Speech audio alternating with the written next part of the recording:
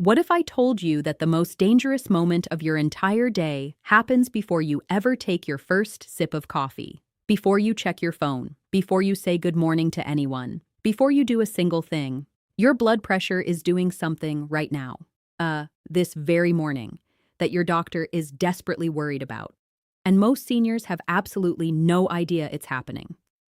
I'm Dr. Sandra Whitemore, and I have been a cardiologist for 23 years. I have sat across from hundreds of patients in my office in Houston, Texas, and I have watched again and again as people do everything right during the day. They take their medication, they watch their diet, they even check their blood pressure at home, and yet something is still going wrong. Their numbers are still dangerous. Their risk is still rising. And when I trace it back, almost every single time, the problem started in the first 30 minutes after they woke up. Today, I'm going to show you 5 specific things you can do every single morning before your first cup of coffee that are medically proven to reduce that dangerous early morning blood pressure spike. But more importantly, I'm going to explain why that spike happens, what it actually does inside your body, and why ignoring it, even for just one morning, is far more dangerous than most people realize. Before we go any further, if this kind of life-saving information is what you need, please subscribe to this channel right now. It truly could save your life. Now, I need to tell you something that changed how I think about heart disease, something that took me years of clinical practice to fully appreciate. And it begins with a man named Robert, the science behind the morning surge. Robert was 71 years old, retired firefighter from Columbus, Ohio. Strong man, proud man, not someone who's scared easily. He came to my office after his second visit to the emergency room in 3 months. Both times, same scenario.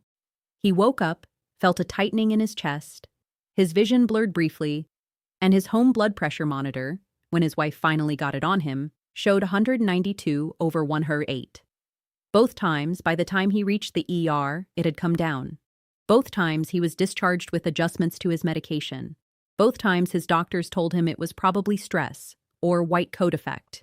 But here's what Robert told me when he sat down in my office. He said, Dr. Whitmore, I wake up like clockwork at 6 a.m. and it's like a switch flips. My heart starts pounding before I even open my eyes. He was describing exactly what it feels like to experience what we call the morning blood pressure surge. And what Robert felt, that internal alarm going off, was not stress. It was not anxiety. It was biology. It was his body doing exactly what billions of years of human evolution programmed it to do. Here's what happens inside your body every single morning, and this is important, so stay with me. In the hour or so before you wake up, your brain begins releasing 2 powerful hormones, cortisol and adrenaline. These are your get-ready-to-go hormones.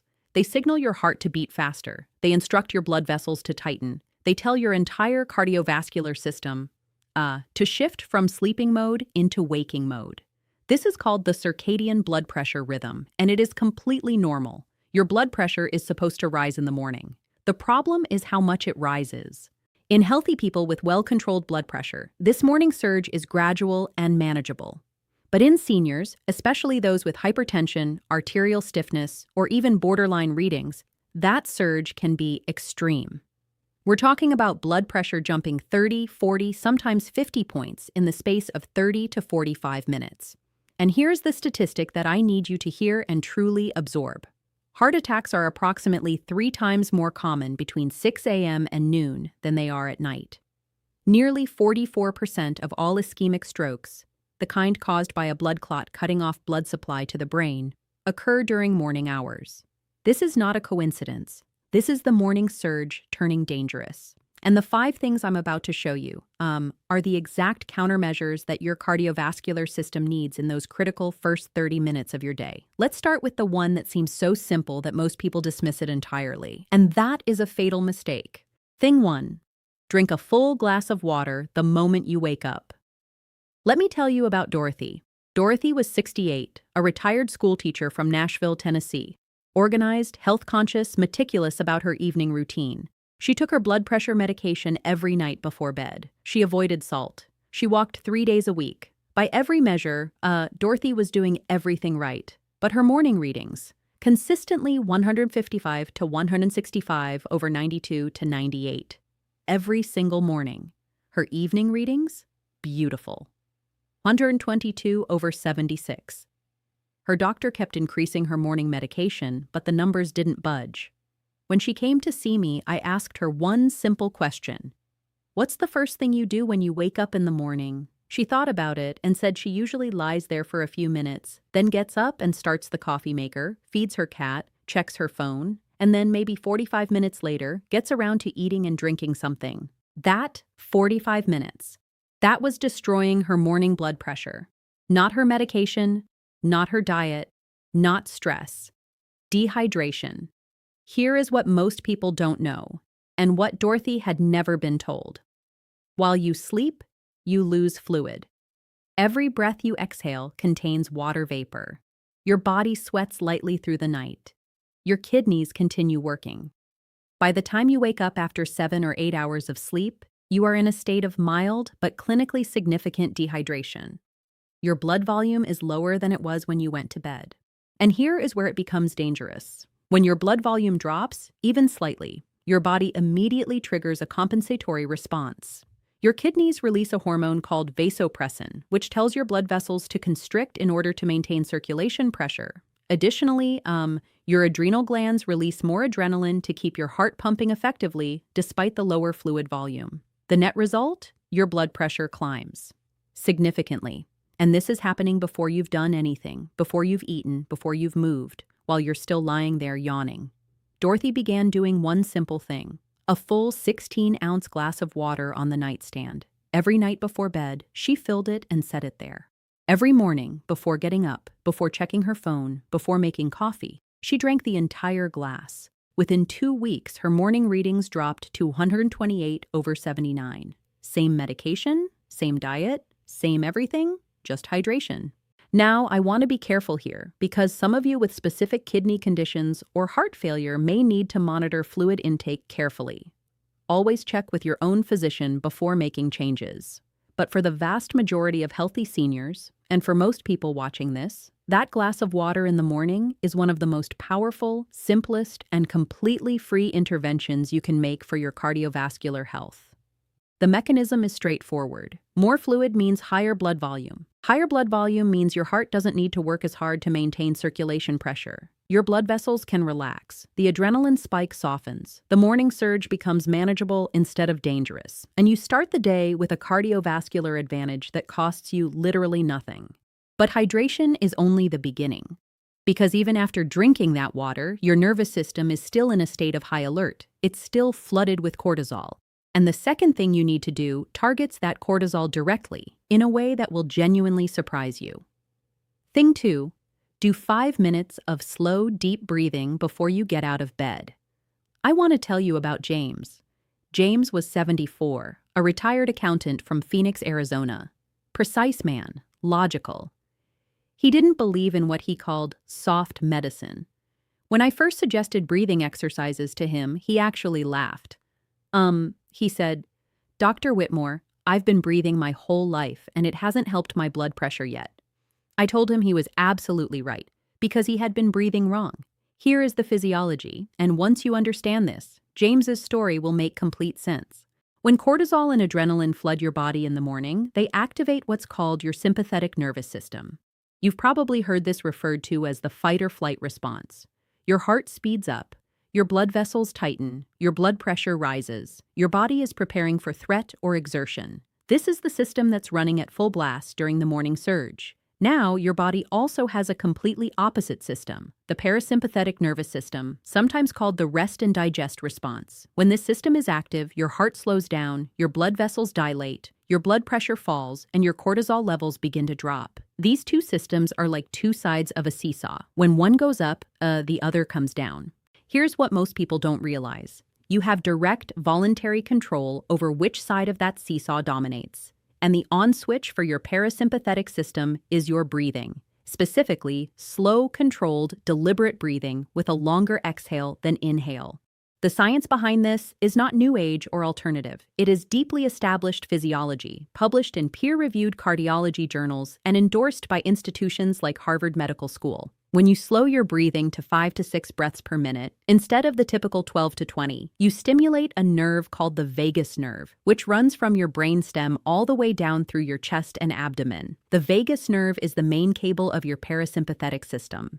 Stimulate it, and your heart rate drops, your blood vessels open up, and your blood pressure falls within minutes. James was skeptical, but he was disciplined. I gave him one simple technique to try. It's called 4-7-8 breathing. Here's how it works.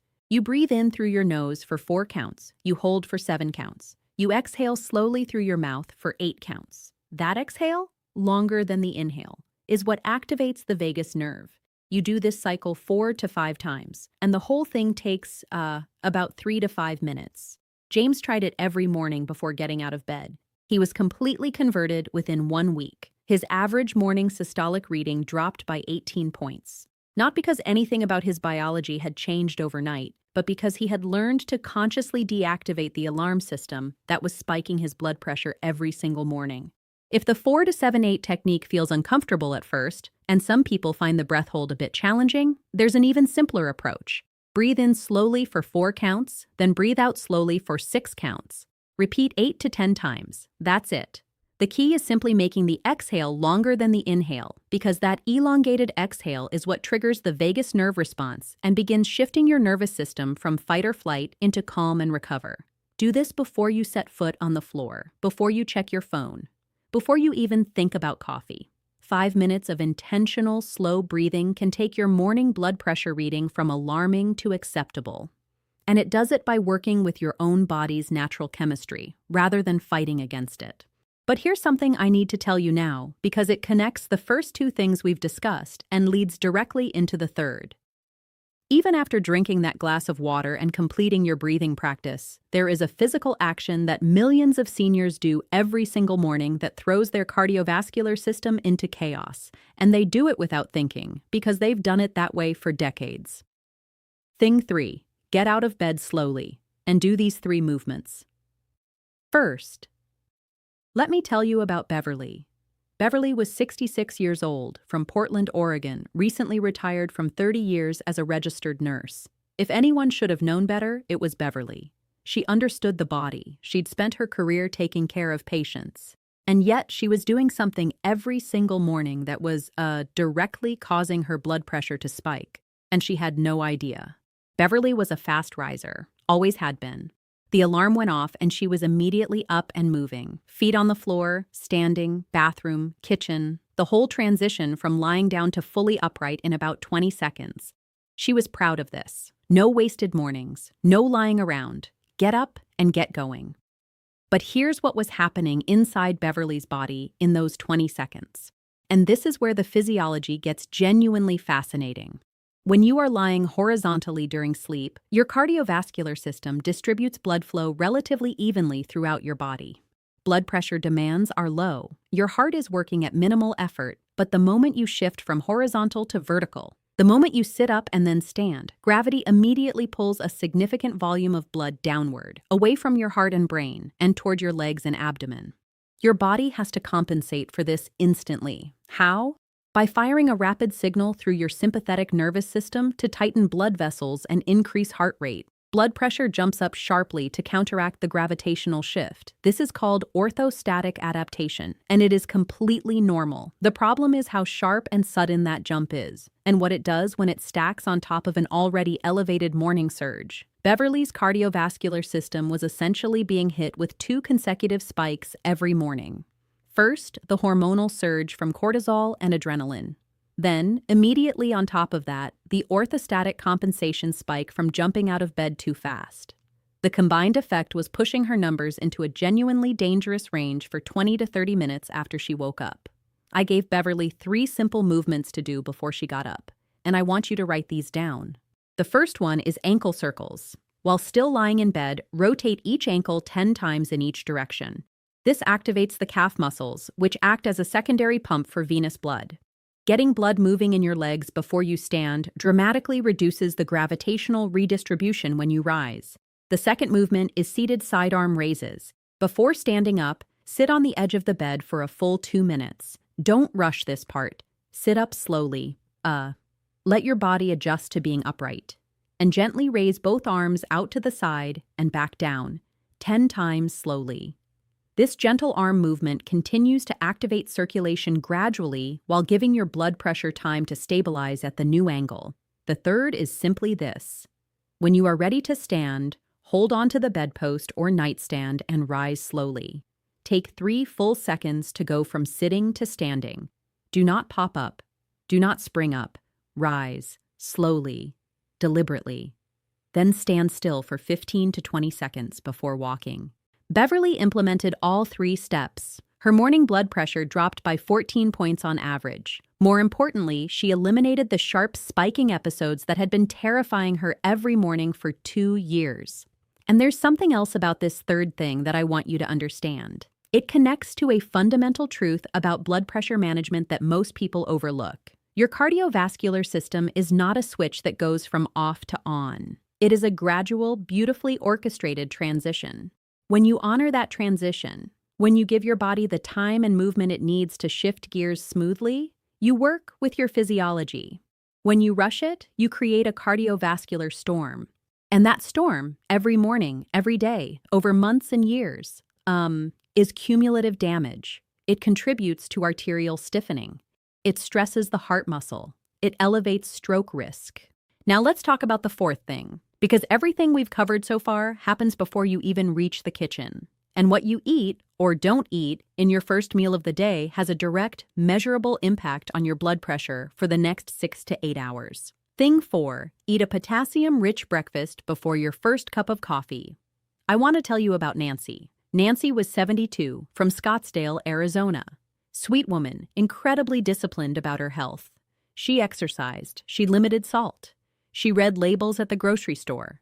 She was doing, so many things right, but her cardiologist was stumped. Her morning blood pressure was consistently elevated despite her healthy habits, and he couldn't find a clear reason. When Nancy came to see me for a second opinion, I didn't ask her about salt right away.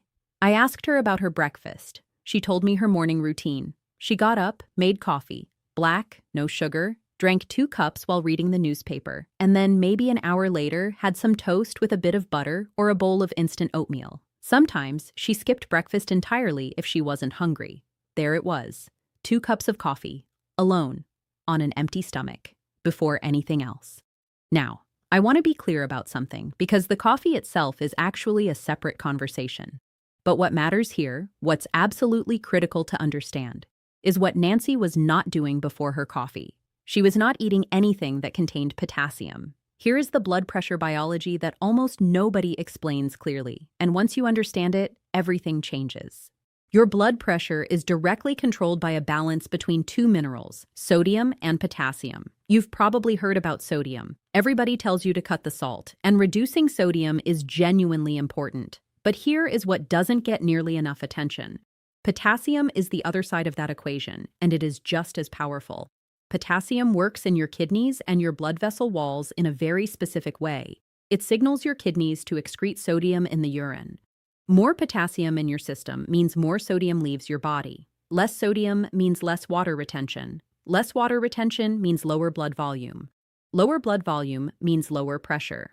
Additionally, potassium directly relaxes the walls of your blood vessels. It helps them stay flexible and open rather than tight and constricted. Clinical studies have consistently shown that increasing daily potassium intake can lower systolic blood pressure by 4 to 5 points. And that might not sound dramatic, but at the population level, that reduction translates to significantly fewer strokes and heart attacks every single year. Now, here is what makes the morning window so critical. After 7 or 8 hours of sleep, your body's potassium stores are at their lowest. Your overnight hormonal surge has been burning through your reserves. And if your first act of the day is drinking 2 cups of coffee, which is mildly diuretic and can flush more minerals out, on an empty stomach with no potassium replacement, you are deepening that deficit at exactly the moment when your blood pressure is already trying to surge. I told Nancy to make one change. Before her coffee, every morning, eat something potassium-rich. A medium banana, half an avocado on a slice of whole grain toast, a small bowl of plain oatmeal topped with sliced banana, and a handful of spinach on the side. These are not complicated or expensive foods, but they are among the most potassium-dense, blood pressure-friendly breakfast choices available.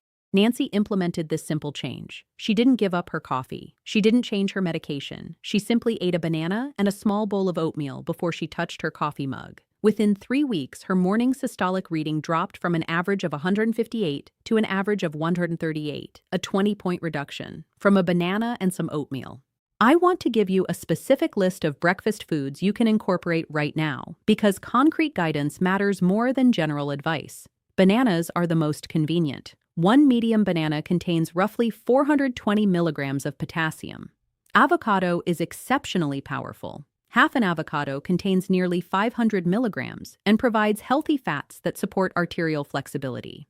Spinach is remarkable. 1 cup of raw spinach provides about 167 milligrams. But if you warm it slightly, a cup of cooked spinach provides over 800 milligrams, more than almost any other food. Sweet potatoes, oranges, plain yogurt, and white beans are also excellent sources. The goal is simple. Before your first cup of coffee, consume at least 300 to 400 milligrams of potassium.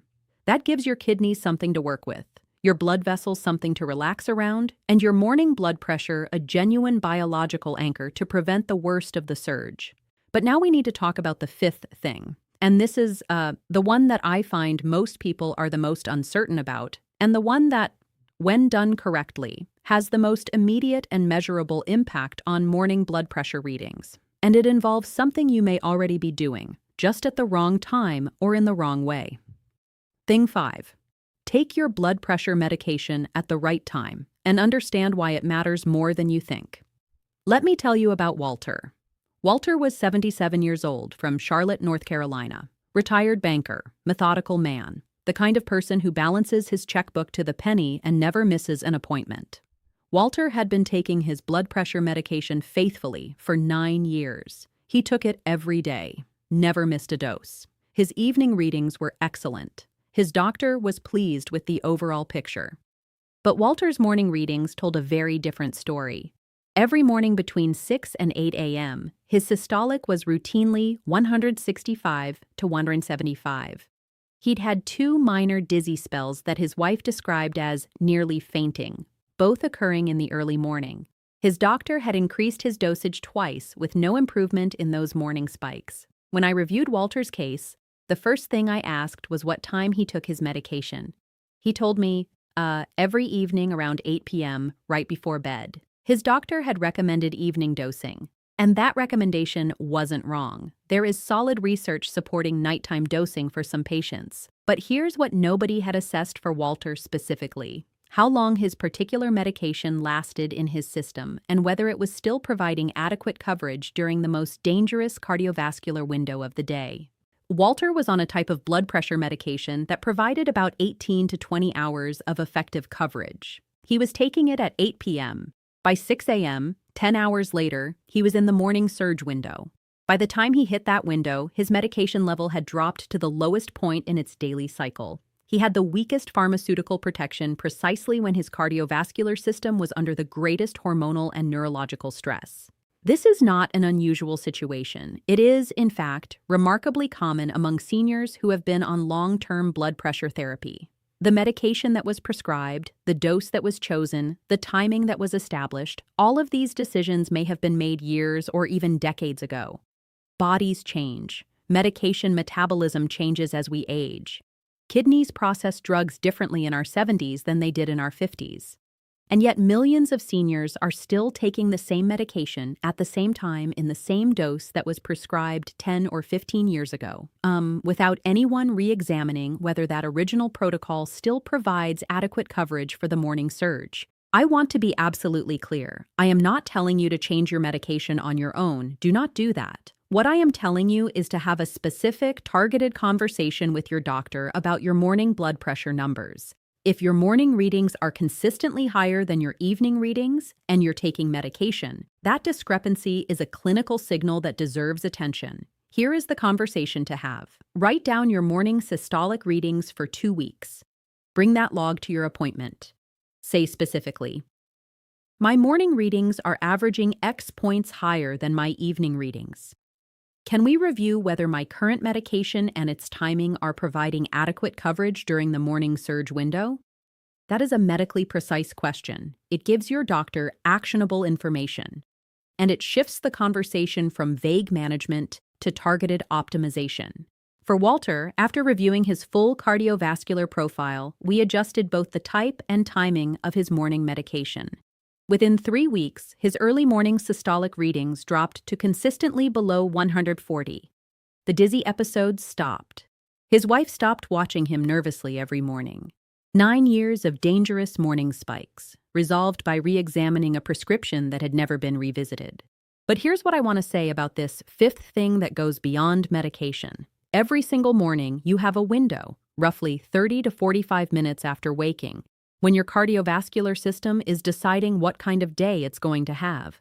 The hormonal environment in that window shapes your blood pressure trajectory for hours. Managing that window is not about one thing. It is about layering multiple small interventions: hydration, breathing, gentle movement, proper nutrition, correct medication timing, that each shave points off your reading individually, but together create a genuinely powerful protective effect.